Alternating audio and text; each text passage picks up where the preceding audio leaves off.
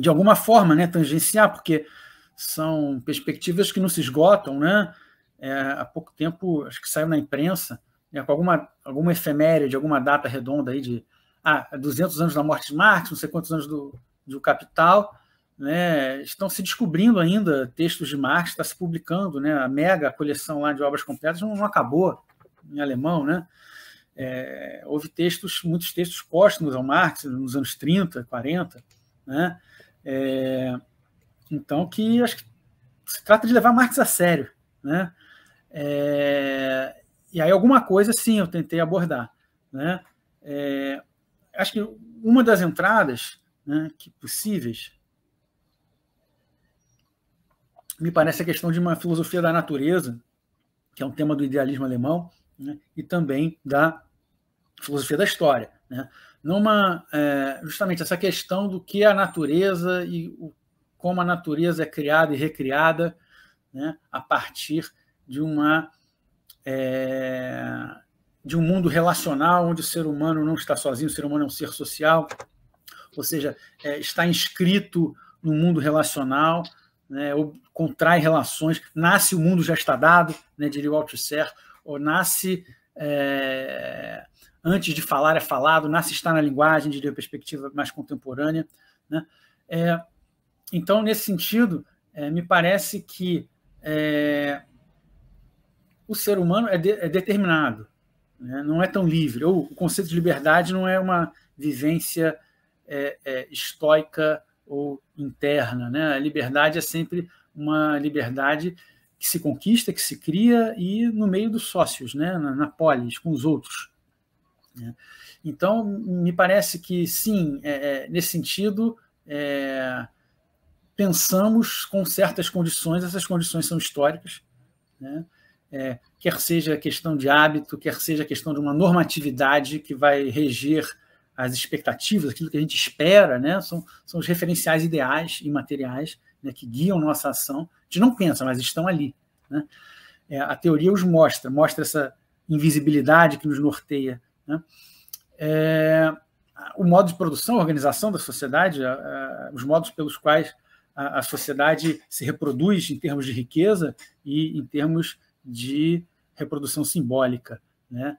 Então, eu acho que a história dá uma normatividade, a história é, ao mesmo tempo, determinante e criada, né? Eu acho que essa perspectiva filosófica tira um pouco o peso do voluntarismo, né? Eu faço, eu sei, portanto eu faço, né? Uma perspectiva pouco teórica que eu acho que é nociva para uma posição que se pretende mais crítica ou mais,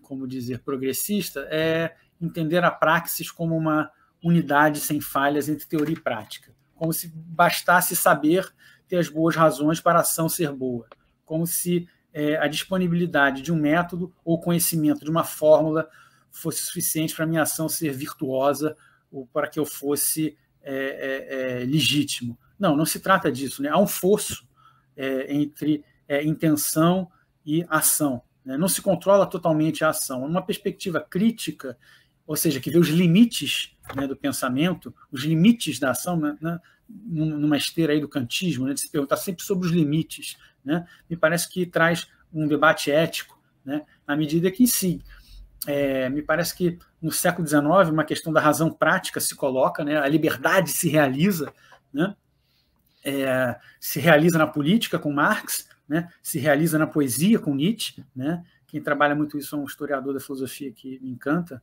é o Karl Löwith, né? Mas, na verdade, quando Marx, nas famosas teses sobre Feuerbach, fala que a 11ª tese, bom, até hoje os filósofos se interessaram em interpretar o mundo, trata-se de transformá-lo. Não se trata, camarada, eu vou pegar em armas. Não. Transformar o mundo é também compreender o mundo, né?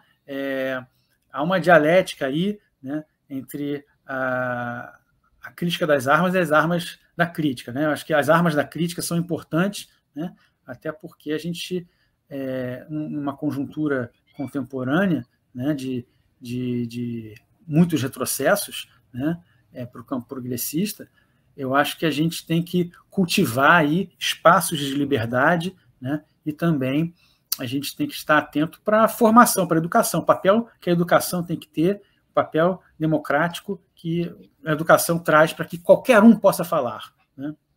Legal. Gustavo, ainda no Marx, né, na tua pesquisa lá do mestrado, você debruçou um olhar, um foco de pesquisa na produção do Marx como campo de imanência? Eu gostaria, o canal Linha de Divisa, ele busca um diálogo entre academia e principalmente academia e sociedade. Sim. Eu gostaria que você, antes de responder essa pergunta, falasse para quem nunca ouviu falar em imanência. O que é imanência? E aí você responde, tá bom? Vamos lá, vou tentar. É um exercício, né? Bom, isso daí foi uma intuição, acho que não está completo esse trabalho, né? Justamente tentando trazer duas tradições, duas correntes aí, uma ligada a Marx, ele mesmo, e outro um leitor que leu Nietzsche, leu Marx, né? Que está muito em voga, é o Gilles Deleuze, né? Bom, imanência é classicamente entendido na história da filosofia como uma oposição à transcendência, algo que está além, separado, né? A transcendência pode ser apenas algo que está além ou pode ser também entendido como uma separação entre um aqui e agora e uma perspectiva ideal, né? Uma ideia transcendente não é uma ideia que está ligada às nossas práticas e aos nossos encontros. Então, a imanência é aquilo que se autodetermina, né? Não é determinado por uma transcendência. É um aqui e agora que se põe seus próprios limites, se impõe, emana, né? A questão é saber, né?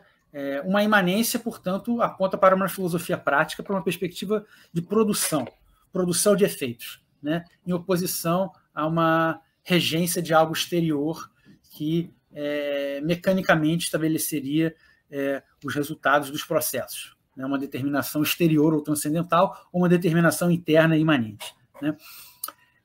A imanência, então, foi muito trabalhada por alguns filósofos na tradição, né? Notadamente o Baruch Spinoza, né? E depois o Hegel, né? E o Marx, claro, né? Marx, aliás, há uma querela, né? Marx leu Hegel, Marx leu Spinoza, Marx leu tudo, gente. Marx era um cara bom, né?